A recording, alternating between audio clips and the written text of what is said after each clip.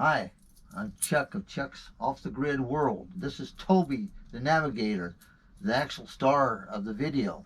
There you go. This video is going to be about me changing the oil in my 2006 Damon motorhome. We've owned it for about 5 years. It's got about 44,000 miles on it. I like changing my own oil for several reasons. One, because in Chucky's world, Chuck's cheap. It only cost me about $30 to change the oil in the filter and to grease it. If you were to take it into RV's place, it's going to cost probably $100, $150. Plus the fact you have to make an appointment, which is always a pain, especially during this COVID-19 situation, Lord. So this is a whole lot better situation for me. I'll change my clothes and then I'll get right out there and start changing the oil. Thanks for watching. Hit it again. Hi, this is Chuck. I'm back. Got my clothes changed and my oil changing clothes, and I'm going to show you some supplies that I use. It's not necessarily supplies everyone's going to use, but it's the way Chucky does it in Chucky's world. I got some Valvoline 520 oil, full synthetic. I got a frame oil filter.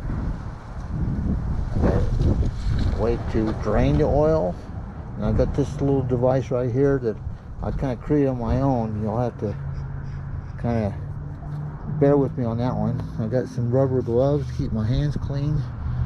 They're not perfect gloves for that purpose, but they will work in a pinch. I got a socket and a ratchet. I got an oil filter tool. Got a rag.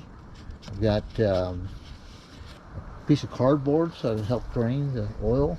And also got a grease gun to grease it. This is it takes 6 quarts of oil. On this particular model, it's a 53 chassis, Ford chassis with a V10 engine. V10 engine. It's a 2006 Damon Class A. It's called a Daystar. We've owned it for several years now, and we really like it. It only has about I don't know, 40,000 miles. But this is something kind of interesting here. You want to know why I got the ladder. I'm also using a ladder for this project. You'll see later. My wife made these covers for me because the headlights have got these plastic covers on them, and you know how those plastic covers are. They get distorted because the sun eats away at them. But this helps solve that problem. Just easily snaps on and off. So it's a real blessing doing that for me. I can't believe how dirty this thing is. It needs to be cleaned up, but right now we're going to do an oil change and a grease job. Next step is to warm up the engine, pull the slides in, and put it on the jacks. I'll be with you in a moment. Okay, we're back again. This is what it looks like. And there's V10 hood. There's where you check your oil, where you put the oil in is right here. That's your transmission dipstick, and where you actually check the engine oil is over here on this side. Very big long stick. I've warmed the engine up. It's important to warm the engine up so it flows better. Now I'm going to go underneath, and I put it up on the jacks, hydraulic jacks, leveling jacks. Give me a little bit of room. It's important to. So now I'm going to get underneath and start draining the oil. Okay, it's a 5/8" socket. I've got it loosened up and starting to drip a little bit. The problem with these Ford chassis is it drips right down on the frame. It's poor design, but that's just the way they did it.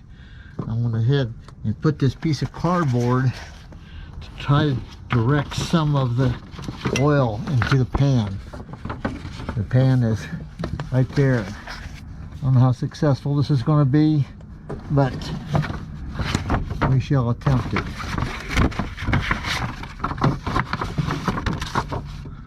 Get it situated correctly. Okay, here we go. See if I can take this loose with my fingers. I can.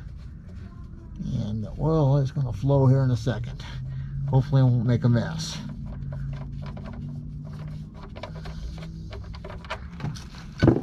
I am making a mess all over the place.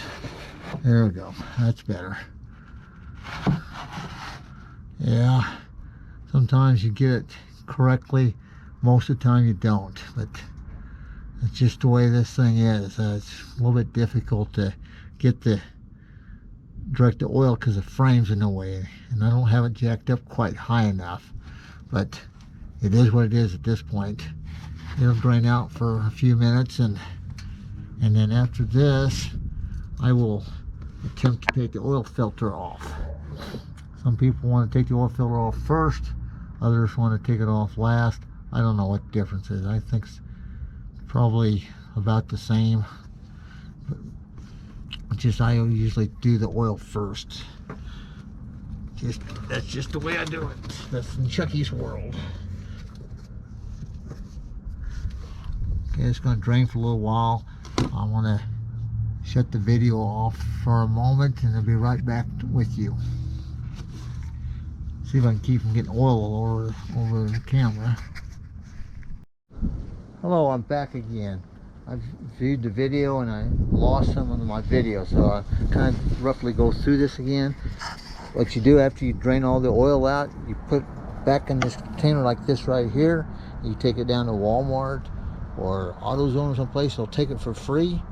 I had a video part showing how to lubricate the suspension grease gun.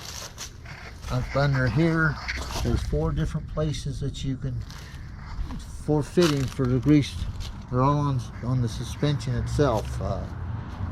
So just gonna have to try to figure that out, because I'm not going back underneath there again to show that that part of it. Sorry that I lost part of my video, but I'm new at this game.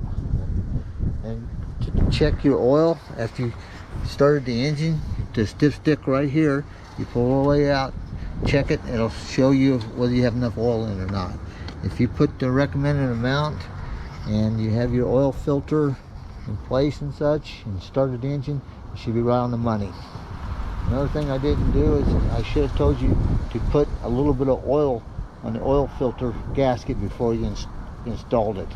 I did do that, but I forgot to tell you about it. Okay, well, thank you for watching. Check you out.